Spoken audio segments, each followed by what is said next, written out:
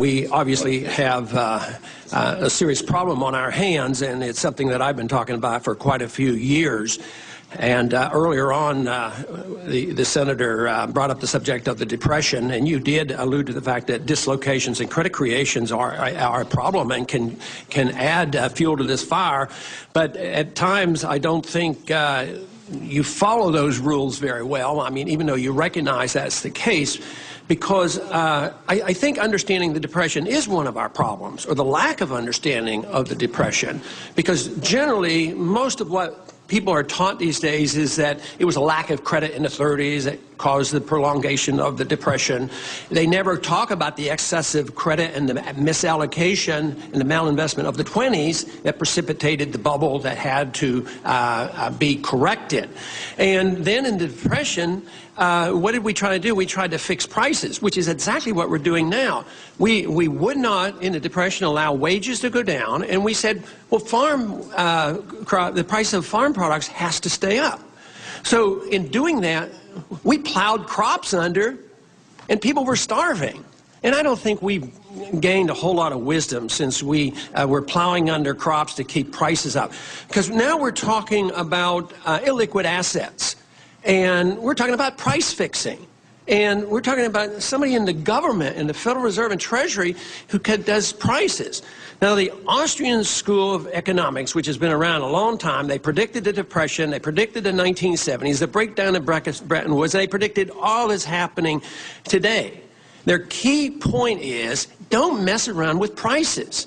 Because if you do, you become socialistic. And this is why Mises predicted the failure of socialism and why it did fail. But here we are in price fixing again. You say that part of your mandate is price stability, but I hardly think price stability comes by price fixing.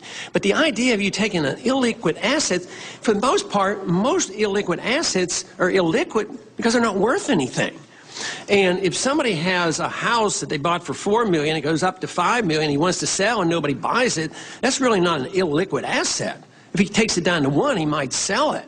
But people aren't smart enough. The Federal Reserve's not smart enough, Treasury's not smart enough, Congress is not smart enough to know what prices are. So I think that is the greatest danger of what we're doing here is we're price fixing, and that is what I'm convinced that prolonged the Depression in the 1930s, because we got into that.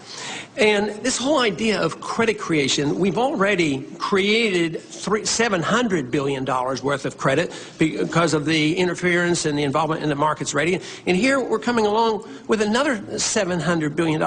The real question is, where does it come from?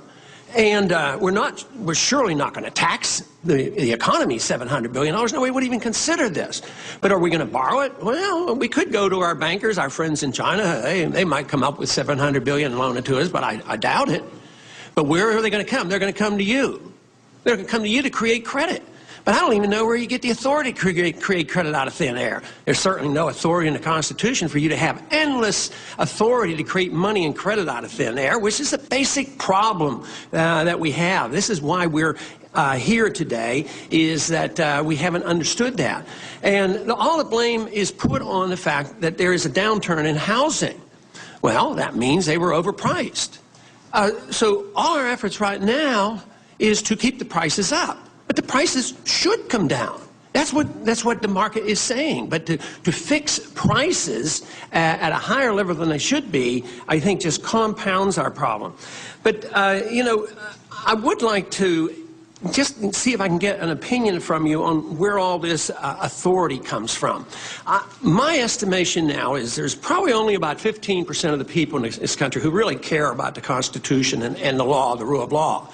And sometimes I think there are less here in Washington.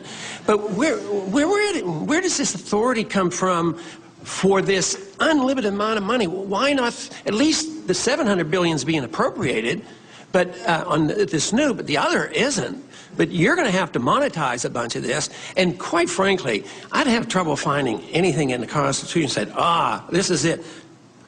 You know, this particular paragraph says, the Congress has the right to buy up illiquid assets. Could you comment on this authority and the basic fundamentals of when we're going to address this? If we don't, we can't solve the problem of inflation with more inflation. Thank you, Congressman. First of all, I actually agree with you about the price fixing in the Depression. I think there's a pretty wide consensus that the National Recovery Act and the fixing of wages and prices was a counterproductive step, and I agree with you there. On whether prices are being fixed for these securities, the intention is to use market-based mechanisms, auctions and other things, to try to discover what the true prices are, or at least something approximating a market price. It's not going to be price setting in that respect, as I understand it. I would note about the Depression that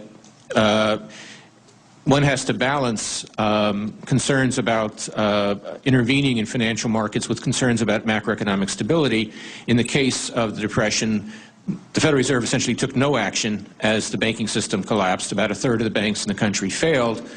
Fed, following the advice of Secretary Mellon, liquidated the banks, liquidated labor, and so on, and that didn't work out so well.